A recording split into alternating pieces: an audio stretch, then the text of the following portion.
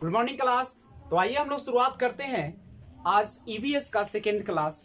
पहले क्लास में आपने क्या देखा, ईवीएस का फुल फॉर्म होता है इन्वायरमेंटल स्टडीज। नहीं देखिएगा, ईवीएस जो है वह हम बच्चों को जो पढ़ाते हैं वह एनसीईआरटी के अनुसार क्लास 3, 4 और 5th में पढ़ाते हैं। और किस रूप में पढ़ाते हैं? समग्र रूप में पढ़ाते हैं ना, हॉलिस्टिक वे के रूप में पढ़ाते हैं। सब चीज को उसमें शामिल करके पढ़ाते हैं। और कक्षा 1 और 2 जो होता है उसमें आपका ईवीएस का कोई किताब नहीं होता, लेकिन हम लोग ईवीएस की जो शिक्षा देते हैं वह गणित और भाषा के माध्यम से देते हैं। किसके माध्यम से? तो गणित एवं भाषा के माध्यम से कक्षा 1 एवं 2 में ईवीएस की जानकारी देते हैं। अब समझिएगा, जो ईवीएस है इसमें हम लोग जो शामिल करते हैं वो क्या क्या शामिल करते हैं? तो इसमें शामिल होता है आपका सामाजिक विज्ञान होते हैं, और इसमें विज्ञान को शामिल किया जाता है। और आपका किसको शामिल किया जाता है? 3 चीजों को शामिल किया जाता है। एक होता है पर्यावरण शिक्षा को। किसको? पर्यावरण शिक्षा को। यही ना है आपका। तो ध्यान रखेंगे, पर्यावरण अध्ययन में ये सारी चीजों को अध्ययन करते हैं हम लोग, सामाजिक विज्ञान और प्लस पर्यावरण शिक्षा, यही 3 है ना। उसके बाद ईवीएस जो होता है वह और जानकारी हम लोग लिए थे कि सबसे पहले कि जो पर्यावरण अध्ययन है वह बच्चे के केंद्रित करके पढ़ाना है, नहीं यानी हम लोग को किस प्रकार से पढ़ाना है? बाल केंद्रित करके पढ़ाना है, एनसीईआरटी। और दूसरे में तो छोड़ दीजिए क्या होता है। दूसरी बात समझिएगा, ज्ञान का जो स्रोत होता है, ज्ञान का टेक्स्ट बुक जो होता है वह केवल क्या माना जाना चाहिए? ज्ञान का टेक्स्ट बुक केवल एक ज्ञान का टेक्स्ट बुक जो होता है वह केवल स्रोत माना जाए। स्रोत माने समझते हैं ना, जैसे आपको वाटर लेना हो, जल लेना हो तो क्या करते हो? कुआं में जाते हैं या नहर से लेते हैं या हैंडपंप, यही सब ना सुविधा है आपका। लेकिन कहता है कि बच्चे को जो है वह क्या करना चाहिए, लेकिन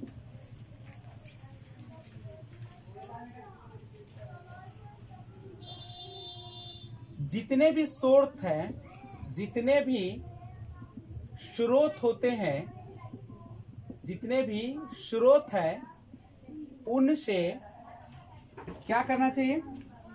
बच्चों के ज्ञान का सृजनात्मकता विकास करना चाहिए। सृजनात्मकता नहीं, या कह सकते हैं कि सृजन ज्ञान को सहारा देना चाहिए। बस ध्यान रखिएगा इस पॉइंट को। पॉइंट कहता है कि ज्ञान टेक्स्ट बुक को केवल क्या माना जाए? एक स्रोत माना जाए। कौन चीज का? केवल ज्ञान का, ठीक है। लेकिन बच्चे के ज्ञान का सृजन जो होता है ज्ञान के सहारा से देना है। बात समझे कि नहीं समझे?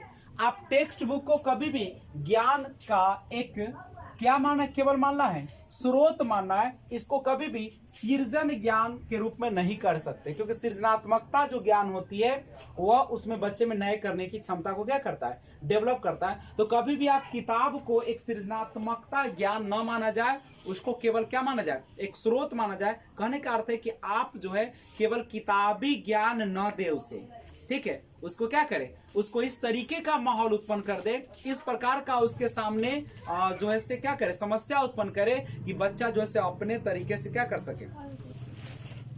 और किसके माध्यम से? और तो ये जो होगा, ये सृजन ज्ञान जो होगा, सृजनात्मक ज्ञान, वह किसके द्वारा? तो ये किया जाएगा लोगों के द्वारा, नहीं और किसके द्वारा किया जा सकता है? लोगों के द्वारा। उसके बाद पर्यावरण के द्वारा और समाचार पत्र के द्वारा, समाचार पत्रों द्वारा। तो ध्यान रखें इस चीज को कि आप जो है बच्चों को हमेशा जब पर्यावरण की बात करते हैं तो उसको क्या करना चाहिए? जो भी समाचार पत्र है उसमें कटिंग्स होते हैं, उसको रखा जाए, उसके सामने पेश किया जाए और पर्यावरण जो है उसके माध्यम से उसको ज्ञान का सृजन किया जाए। करेक्ट, ये था पॉइंट एक किसके बारे में। दूसरी बात, जो आपका टेक्स्ट बुक है, टेक्स्ट बुक जो होते हैं, ठीक है, तो टेक्स्ट बुक में परिभाषा, टेक्स्ट बुक में परिभाषा और केवल सूचना, आप टेक्स्ट बुक में परिभाषा और केवल सूचना जो होता है वह भाषा के प्रयोग द्वारा, भाषा के प्रयोग द्वारा औपचारिक तरीके से न दिया जाए, औपचारिक, ठीक है, तरीके से न दिया जाए। तो कैसे दिया जाए? बच्चों के बोली जाने वाली भाषा द्वारा दिया जाए। बात समझ में आया? सबसे पहले टेक्स्ट बुक को केवल ज्ञान का स्रोत माना जाए, ठीक है, उसको कभी भी सृजन ज्ञान न माना जाए। और बच्चे में क्या करना चाहिए? बच्चे के ज्ञान का सृजन ज्ञान देना चाहिए। और कैसे होगा सृजनात्मकता ज्ञान? कंस्ट्रक्ट कैसे करेगा ज्ञान नॉलेज को? लोगों के द्वारा करेगा, पर्यावरण के द्वारा करेगा, समाचार पत्रों द्वारा करेगा। और टेक्स्ट बुक जो होते हैं उसमें परिभाषा और केवल सूचना भाषा के प्रयोग द्वारा औपचारिक तरीके से न दिया जाए। किस तरीके से? औपचारिक तरीके से न दिया जाए, बल्कि कैसे दिया जाए? बच्चों के बोली जाने वाली भाषा के द्वारा दिया जाए। बात समझ में आ रहा है?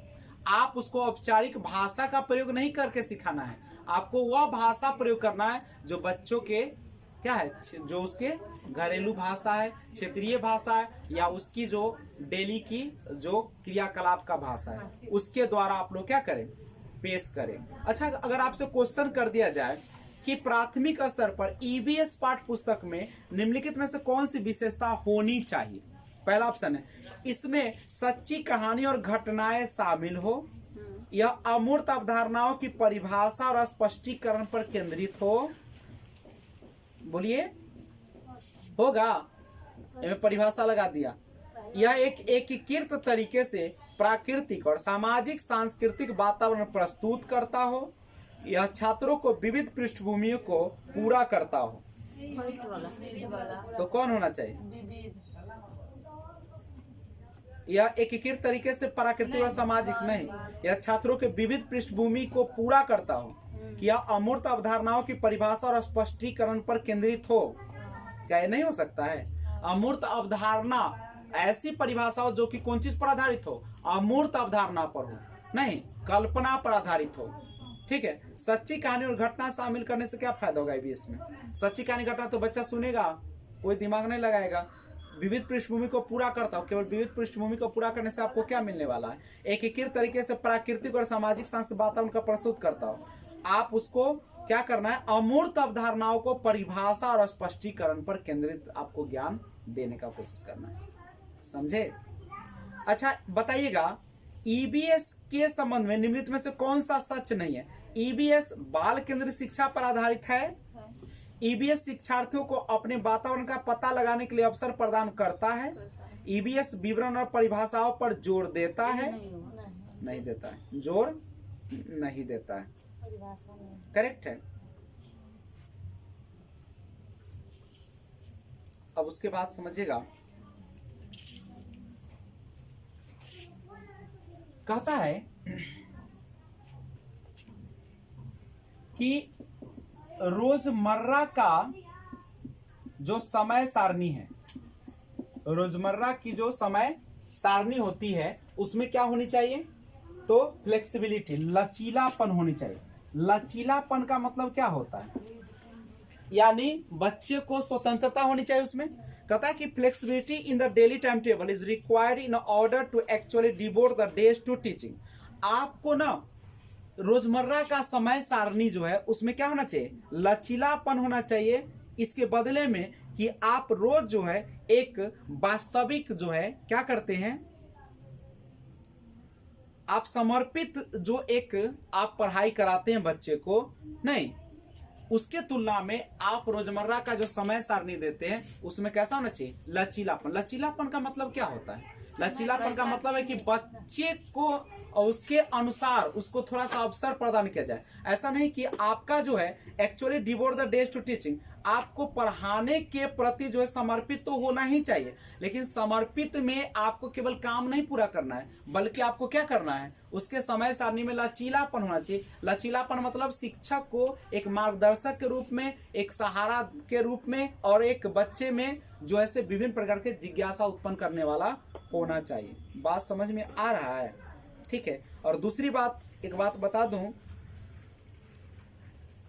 एक पॉइंट है कि आप जो ईवीएस को पढ़ाएंगे उसमें उच्च चिंतन होना चाहिए। चिंतन कैसा होना चाहिए? उच्च चिंतन होना चाहिए। आपका जो सोच होना चाहिए वह कैसा होना चाहिए? उच्च होना चाहिए। ऐसा मत सोचिएगा कि आप पढ़ लिख के कुछ नहीं कर सकते हैं। आपकी सोच क्या होना चाहिए? हमेशा सकारात्मक होना चाहिए, उच्च चिंतन होना चाहिए आप में। उसके बाद जो है छोटे समूहों में चर्चा और अनुभव वाली गतिविधियों को अवसर देने चाहिए।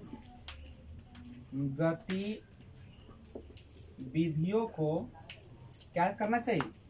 अवसर देना चाहिए। अवसर देना चाहिए। याद रखिएगा, उच्च चिंतन होना चाहिए। बच्चे की सोच कैसा होना चाहिए? उच्च होना चाहिए। और छोटे समूह में चर्चा और अनुभव वाली गतिविधियों को अवसर। अनुभव मतलब समझ रहे, बच्चा भी तो आपके क्लास में आया है तो कुछ ना कुछ अनुभव लेकर आया है, तो आप क्या करें, उस अनुभव वाली गतिविधियों के लिए अवसर भी तो देना है ना। आप बच्चा जब आया तो आप क्या करेंगे, उसके अनुभव को पहले जानने का प्रयास करेंगे कि बच्चा उस चैप्टर से या उस पाठ के संबंधित कौन सी बातों को जानता है, और उसी का उपयोग करते हुए उसको क्या कर देना है, आगे बढ़ाना है। समझ गए? ऐसा नहीं क्या है और पढ़ा के चले गए। आप बच्चे का अनुभव का भी फायदा उठाइए कि बच्चा उसके बारे में क्या जानता है, क्या कर सकता है। ठीक है। उसके बाद जो ईवीएस का टेक्स्ट बुक होना चाहिए, टेक्स्ट बुक जो होना चाहिए ईवीएस का, टेक्स्ट बुक किसका? ईवीएस का कैसा होना चाहिए? बाल केंद्रित होना चाहिए, बच्चे पर आधारित होना चाहिए, बाल केंद्रित होना चाहिए। ठीक है। शिक्षक केंद्रित नहीं होना चाहिए। शिक्षक को ज्ञान का क्या नहीं माना जाना चाहिए? ज्ञान का स्रोत नहीं माना जाना चाहिए, बल्कि यह माना जाना चाहिए कि ज्ञान टीचर जो है एक मार्गदर्शक है, सुविधा दाता के रूप में काम कर रहा है। ठीक है। और इतना ही नहीं, बच्चों को बहुत ज्यादा जो है से एक जगह देना चाहिए ताकि वो अपने ज्ञान को क्या कर सके, एक्सप्लोर कर सके, व्याख्या कर सके, वह उसको क्या कर सके, सृजन कर सके। ठीक है। और उसको रटंत प्रणाली से मुक्त किया जाना चाहिए। बात समझे? टेक्स्ट बुक ईवीएस का कैसा होना चाहिए? बाल केंद्रित होना चाहिए। इससे फायदा क्या होगा कि उसमें जो होगा एक्सप्लोर करने का, व्याख्या करने का, उसको सही से बताने का उसमें क्या हो जाएगा, एक अवसर मिल जाएगा। और जो है उसको कभी भी रोट पर आधारित जो है से अधिगम नहीं कराना चाहिए, रटन प्रणाली आपको नहीं लाना है। एक क्वेश्चन है कि प्राथमिक स्तर पर ईवीएस शिक्षण का सबसे महत्वपूर्ण पहलू निम्नलिखित में से कौन सा होगा? गतिविधियों का संचालन और कौशल विकसित करना, मूल्यांकन में सफलता प्राप्त करना, विज्ञान की मूल अवधारणाओं को समझना, प्राकृतिक और सामाजिक सांस्कृतिक वातावरण से शिक्षार्थियों को जोड़ना वाला सबसे अच्छा ऑप्शन होगा, क्योंकि वह आसपास के वातावरण से क्या कर रहा है, जोड़ रहा है। अब बताइएगा, ईवीएस में बच्चे विशेष रूप से समूहों में शिल्प और कला, शिल्प समझते हैं ना? शिल्प का मतलब क्या होता है? किसी भी चीज पर जो कारीगरी करता है वो शिल्प है। और कला तो जानते ही हैं, नहीं, पेंटिंग जेंटिंग जो करते हैं, सीखने का आनंद लेते हैं। क्यों? क्योंकि यह सहकर्मी सीखने को बढ़ावा देता है। क्या उसका दोस्त जैसे उसको सहारा देता है इसलिए ऐसा करता है? क्या सामाजिक सीखने में सुधार करता है? क्या बच्चे खुश हो जाते हैं? यह कक्षा में अनुशासन को बढ़ावा देता है। एक बार फिर से सुना जाए। ईवीएस में बच्चे विशेष रूप से समूहों में शिल्प और कला सीखने को आनंद लेते, क्योंकि यह सहकर्मी सीखने को बढ़ावा देता है, एक से ज्यादा ऑप्शन है। यह सामाजिक सीखने में सुधार करता है। बच्चे खुश हो जाते हैं और उत्साह के साथ प्रतिक्रिया करते हैं जब उनके रचनात्मक कार्यों की सराहना की जाती है। यह कक्षा में अनुशासन को बढ़ावा देता है। ये डी छोड़कर और ए बी सी क्या हो जाएगा आपका सही हो जाएगा। ठीक है। अच्छा, भोजन बनाने की जो प्रक्रिया है उसमें परिवार के साथ बच्चों को भी शामिल करना चाहिए। यानी बच्चा जो है अपने परिवार में संपर्क बना सकता है, ठीक है, उन सदस्यों से परिवार के जो कि क्या करते हैं, खाने जैसा नहीं, जो ऐसे तैयार करते हैं, यानी खाना तैयार करते हैं। बहुत सारा तरह का प्रकार हो सकता है।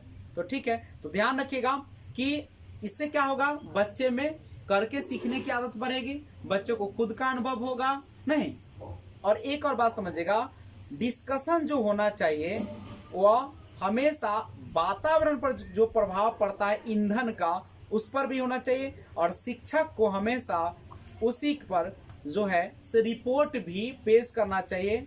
ठीक है, news reports on the same, आप न्यूज रिपोर्ट को भी पेश करें कि ईंधन से क्या क्या हानियां है और क्या क्या फायदा है। हो सकता है कि फ्यूल का ज्यादा उपयोग करेंगे तो वह भविष्य के लिए खतरा हो सकता है, और अगर फ्यूल का ज्यादा उपयोग करेंगे तो उसके लिए पेड़ पौधे का भी ज्यादा उपयोग करना पड़ जाएगा नहीं।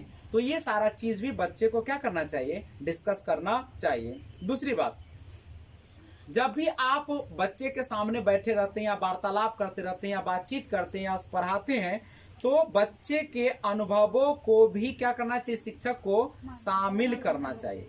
बच्चे के अनुभव को कभी भी इग्नोर नहीं करना है, आप उपेक्षा नहीं करना है। ठीक है, उपेक्षा नहीं करना है, बल्कि बच्चे को उसमें शामिल करते हुए, समझ रहे बात को, बच्चा को कभी उपेक्षा नहीं करना है।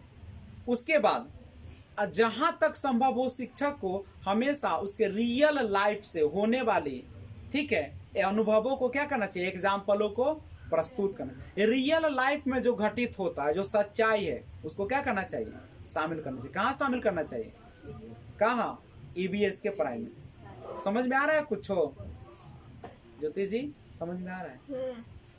यानी रियल लाइफ एग्जाम्पल हमेशा देना चाहिए, वास्तविक जीवन से संबंधित उदाहरण पेश कीजिएगा जहां तक संभव हो। नहीं जैसे मैं केवल शादी का बात करता हूं क्योंकि रियल लाइफ से रिलेटेड होता है, सबसे जल्दी समझ में कौन आता है, यही बतवा। ऐसे जल्दी समझ में कुछ एग्जाम्पल आएगा ना आएगा। चलिए, और एक और बात, अगर बच्चे की सृजनात्मकता को बढ़ाना चाहते हैं तो बच्चे को रोल प्ले को शामिल करते हुए, ठीक है, स्टोरी भी शामिल किया जा सकता है। बात समझ में आ रहा है? बच्चा जब रोल प्ले करेगा नहीं तो उसमें क्या होगा, यानी भूमिका निर्वाह जब करेगा तो बच्चे के एक से ज्यादा इंद्रियां उसमें शामिल हो जाएगी, ना होगी? कैसे? बच्चा बोलेगा भी, बच्चा एक्टिंग भी करेगा, बच्चा देखेगा भी, बच्चा सुनेगा भी। तो इसका मतलब है कि रोल प्ले बहुत ही अच्छा मेथड होता है। बात समझ में आ रहा है ना? ठीक है, और उनको करके सीखने पर जोर देना चाहिए, उसको ऐसा अवसर देना चाहिए जिसमें बच्चा लोथ न रहे, बच्चा हमेशा क्या करे, करके कुछ सीखे। यानी ऐसी गतिविधि होना चाहिए जिसमें बच्चे को हमेशा सक्रिय रहे। बच्चा कैसा रहे, सक्रिय। ठीक है, और बच्चे को कुछ ऐसे भी अवसर देना चाहिए जो एक दूसरे को मदद भी कर सके।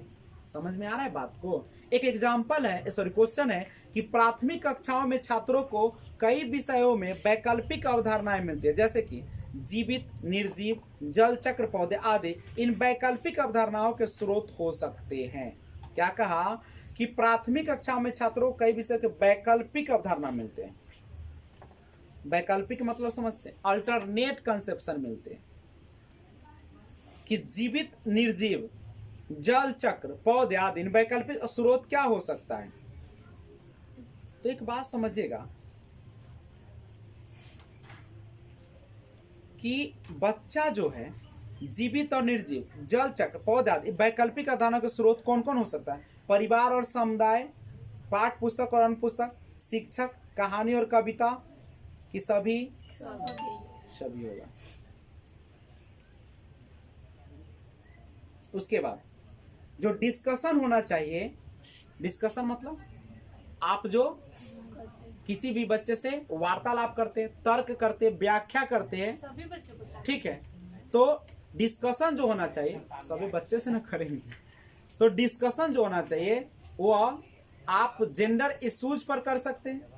जेंडर इश्यूज मत लिंग जो अवधारणाएं हैं, नहीं तो जेंडर इश्यू जो है जो लिंग का मुद्दा है, लड़का हो या लड़की हो, नहीं दोनों को समान अवसर मिलना चाहिए, नहीं दोनों को खेल का अच्छा प्रबंध होना चाहिए, ठीक है, दोनों को समान रूप से अवसर दिया जाए क्लासरूम में, ठीक है, आप टेक्नोलॉजी के रूप में हो या विभिन्न प्रकार के व्यापार के रूप में हो, अल्कोहल कंजम्पशन के रूप में हो, ठीक है। अल्कोहल कंजम्पशन जो होते हैं, अल्कोहल कंजम्पशन जानते ही हैं कि कोई किसी के माता पिता जो होते हैं वह क्या करते हैं, घर पर आते हैं तो काफी शराब पी कर आते हैं और बहुत हल्ला गुल्ला करते हैं, लड़ाई करते हैं, मारपीट करते हैं। तो अगर उसके बच्चे अगर आपके स्कूल में आते हैं तो आपको ये ना कहना है कि दरपीवा के बच्चा है, चाहे दरपीवा के बच्चा है, ऐसा नहीं कहना है, ठीक है। या शिक्षक को भी कोई ऐसी बातें नहीं कहना है जो उसको मानसिक क्या करे, मानसिक जो एक क्षमता है उसको हानि पहुंच सके। तो आपको उसको कोई मतलब नहीं, समान रूप से देखना है, चाहे उसके माता पिता चाहे कुछ भी क्यों ना हो। मतलब जाके बोल दीजिएगा कि बाप चलता है भर दिन शराब पी लिया, तू एला यहाँ पे नट अथी करे, कलेक्टर बने के सपना देखे। आप लोग इस सब शब्दों का प्रयोग नहीं करें। माता पिता से यहाँ पे कोई लेना देना नहीं, आपको बच्चे पर देखना है और बच्चे के भविष्य को उजागर करना है, क्योंकि जैसे ही बच्चे को अगर सब कीजिएगा बच्चों में हीनता की भावना क्या हो जाएगी, जागृत हो जाएगी, और जब हीनता की भावना हो जाएगी तो बच्चा असामाजिक होगा और हमारे सामाजिक धरोहर को क्या करना शुरू कर देगा, नष्ट करना शुरू कर देगा। बात समझिए, 1-1 करोड़ का बात है ये, ठीक है। उसके बाद बच्चे को जब वाटर के बारे में पढ़ाना हो तो क्या कीजिएगा, बच्चे जो है अपने अनुभव को शेयर कर सकते हैं। लोकल मेथड, क्षेत्रीय जो विधि है ऑफ कलेक्टिंग वाटर, कौन चीज का, पानी इकट्ठा करने का। लोकल मेथड क्या है पानी इकट्ठा करने का, हम लोग कुआं में रस्सी लगा कर खींच लेते हैं, पंप सेट लगा के खींच लेते हैं, बकेट लगा के उधर से इधर खींच लेते हैं, ऐसे ना होता है हो, तो ये तरीका है। उसके बाद बच्चे जो देखिएगा, things are interdependent in our environment, जो हमारे पर्यावरण में जो चीजें हैं वह क्या होती है, इंटरडिपेंडेंट होती है। मतलब समझ रहे हैं, इंटरडिपेंडेंट माने सभी एक दूसरे से क्या होता है, जुड़ा हुआ होता है, नहीं। तो चलिए एक क्वेश्चन आपके लिए मैं लेकर आता हूं, बोलिएगा। उससे पहले एक और चीज है, बच्चे को क्या करना चाहिए, मैप का भी ज्ञान देना चाहिए कि कौन सा स्थान कहां पर स्थित है, ताकि बच्चे क्या कर सके, जगह के बारे में, दिशा के बारे में, दूरी के बारे में एक सटीक जानकारी ले सके। उसके बाद बच्चों को जो है बड़ों से, जानवर हो या कीड़े के बारे में बातचीत करने का हमेशा एक मौका देना चाहिए, पूछने का एक मौका देना चाहिए, नहीं। और बच्चों के सामने क्या करना चाहिए कि डिस्कस, वार्ता करना चाहिए कि कितने पक्षी कम गए, बात पर्यावरण में कौन चीज होने के कारण, पर्यावरण में बदलाव होने के कारण। तो बच्चा क्या करेगा, सोचेगा, अपना दिमाग लगाएगा, सृजनात्मकता को इससे क्या हो जाएगी, बढ़ोतरी हो जाएगी। बात समझ में आ रहा है? तो हम लोग आगे बढ़े, चलिए आगे बढ़ते हैं। आगे बढ़ने से पहले एक और चीज समझ जाए, ध्यान दीजिएगा आप। कहता है कि आप बच्चों के सामने जब किसी भी प्रकार का वार्ता करते हैं तो क्या करना चाहिए, उसके सभी पहलुओं को देखना चाहिए, ठीक है, और सभी पहलुओं को आपको व्याख्या करना चाहिए और डिबेट के माध्यम से उसके महत्व को भी उजागर करना चाहिए, ठीक है। और शिक्षक को यह भी कर्तव्य है कि हमारे समाज में बहुत सारे व्यक्ति हैं और सभी जो है अपना रोल को क्या करता है, हमारे समाज के प्रति अदा करता है, उसका भी एग्जाम्पल पेश करना चाहिए। बात समझ रहे हैं सभी? अच्छा बताइए तो कि बाला का पूर्ण रूप क्या होता है, BALA, BALA, building as learning aid, building as learning add.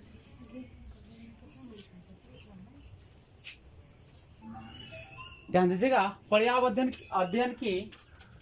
अध्ययन की संकल्पना थोड़ा सा देखा जाए। इसके सबसे पहले बच्चों को प्राकृतिक, सामाजिक और सांस्कृतिक वातावरण से, देखिए यहाँ पे प्राकृतिक का मतलब समझ रहे हैं, प्राकृतिक का मतलब जो भी पेड़ पौधे सब है, सामाजिक मान जो समाज है आपका, सांस्कृतिक मतलब जो आपके पूर्वजों ने बनाया है, वातावरण के बीच संबंधों का पता लगाने और उन्हें समझने के लिए प्रशिक्षित करना, यही उसकी संकल्पना नहीं। अब अवलोकन और चित्रों के आधार पर समझ विकसित करने के लिए, देखिए अवलोकन माने ऑब्जर्व करेगा और चित्रों के आधार पर समझ विकसित, जैसे को पिक्चर दे दिए, बच्चा उस पर क्या करेगा, विभिन्न प्रकार के राय पेश करेगा और अनुभव के माध्यम से उनमें भौतिक का मतलब होता है जो भी आपका निर्जीव चीजें जो प्रकृति प्रदत्त है, जैसे पेड़ पौधा, पानी, पत्थर, भौतिक में समझ है ना, प्राकृतिक चीजें, और जैविक जिसमें जान है, और सामाजिक और सांस्कृतिक पहलुओं की समझ प्राप्ति की ओर अग्रसर करना। इन सब चीजों पर उसकी क्या करना है, एक समझ डेवलप करना है, ज्ञान नहीं केवल। बच्चों को सामाजिक घटनाओं के प्रति जिज्ञासु बनाने के लिए, सामाजिक घटना, समाज में तो बहुत सारी घटनाएं होती रहती है, नहीं तो सामाजिक घटनाओं के प्रति जिज्ञासु बनाने के लिए, जिज्ञासु का मतलब उसके जानने की ज्यादा कोशिश करना, जब प्रश्न पूछेगा, बहुत तरह की बातें करेगा, नहीं संज्ञानात्मक क्षमता पैदा करने के लिए परिवार से शुरुआत कर पूरे संसार की समझ विकसित करते हुए आगे बढ़ाना। सबसे पहले किसकी समझ बढ़ाना है आपको, परिवार की, और धीरे धीरे करके पूरा संसार की समझ बढ़ा लेगा, और पर्यावरण के मुद्दों के बारे में जागरूकता विकसित करना, इसकी संकल्पना है। पर्यावरण अध्ययन की संकल्पना क्या है, तो पर्यावरण के मुद्दे के बारे में जागरूकता विकसित करना। जागरूकता मतलब समझ रहे हैं कि अगर आप ज्यादा गाड़ियों का यूज करेंगे तो उससे क्या होगा, पर्यावरण प्रदूषित होगा, ग्लोबल वार्मिंग आ जाएगा, नहीं टेम्परेचर बढ़ेगा, जिससे क्या होगा, आपके जो पहाड़ों पर जो आपका बर्फ वो पिघलना शुरू होगा, जल का स्तर बढ़ जाएगा, गर्मी आ जाएगी, नहीं बारिश जो है सो होना कम हो जाएगा, ये सब ना चीज होगा। तो इन तमाम चीजों के प्रति क्या करना है, जागरूकता करना है।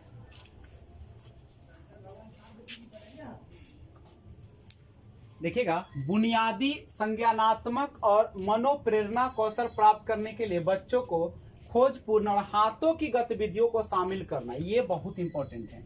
सबसे पहले बच्चों को खोजपूर्ण मतलब बच्चे को क्या करना है, खुद समस्या का हल खोजना है, और हाथों की गतिविधि ना, हस्तपरक गतिविधि होना चाहिए, जिसमें अवलोकन, वर्गीकरण, अनुमान आदि शामिल हो।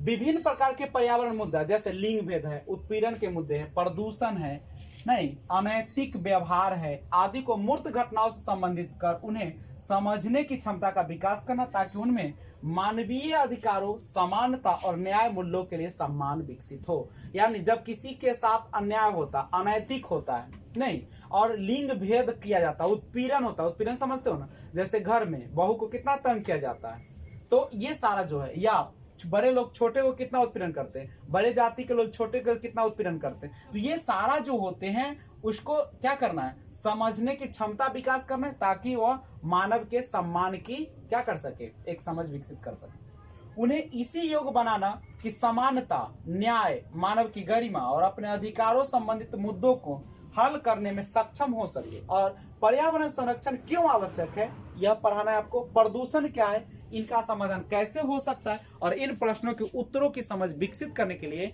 पर्यावरण अध्ययन को प्राथमिक स्तर पर शामिल किया जाना आवश्यक है। बच्चा खुद ब खुद क्या करेगा, इस सबका जवाब पेश करेगा। देखिएगा, पर्यावरण को किसी प्रकार की और हानि न हो, इसीलिए इससे संबंधित अच्छी आदतों का विकास करने के लिए पर्यावरण अध्ययन आवश्यक है। बिल्कुल, पर्यावरण अध्ययन इसीलिए किया जाता है, बच्चों को करवाया जाता है, ताकि पर्यावरण को किसी प्रकार की और हानि ना हो, क्योंकि अब तक बहुत ऐसे भी हो चुका है। नहीं, शिक्षक को वार्तालाप में बच्चों के अनुभव को शामिल करना चाहिए, यानी बच्चा जो है अपने अनुभव के साथ आते हैं, उनके पास भी कुछ ज्ञान होता है, तो वो जब बच्चे को सामने कोई अगर प्रस्तुत करते हैं पाठ को, तो उसके अनुभव को पहले निकालना चाहिए, उससे प्रश्न पूछकर, उससे जानकारी लेकर, ठीक है। और बच्चे को अपने परिवारों से संपर्क करना चाहिए खाना बनाने के लिए, मतलब बच्चे के घर में जो खाना बनती है वहां पर उसे भी इस गुण को क्या करना चाहिए, सीखना चाहिए, करना चाहिए।